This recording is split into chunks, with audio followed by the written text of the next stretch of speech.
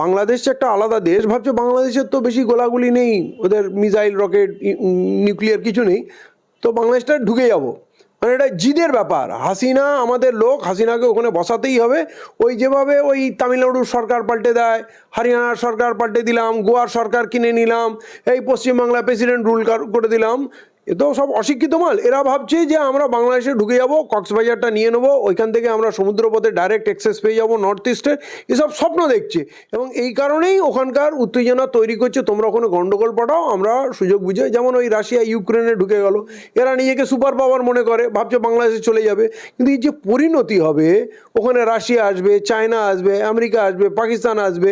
এই যে ফিলিস্তিনের মানুষের কাছে খাবার নেই, তাদের হয়ে যুদ্ধ কে করছে? জর্ডান করছে, হুতিরা করছে, ইয়ামানে হুতিরা করছে, ওদিকে ইরান করছে, ওদিকে আরও অন্য অন্য দেশ লজিস্টিক সাপ্লাই দিচ্ছে, রাশিয়া তাদের টেকনোলজি দিচ্ছে, নর্থ কোরিয়া দিচ্ছে। তাহলে পৃথিবীতে বড় বড় সুপার পাওয়ারকে আমরা হারতে দেখেছিলাম। যখন ভিয়েতনামে গেছিল আমেরিকা, দীর্ঘদিন যুদ্ধ করার পর হেরেছে। আফগানিস্তানে 20 বছর যুদ্ধ করার পর হার মেনে চলে গেল। আফগানিস্তানের লোকের কাছে কি টেকনোলজি ছিল? পায়ে চটি ছিল না, কিছু ছিল না।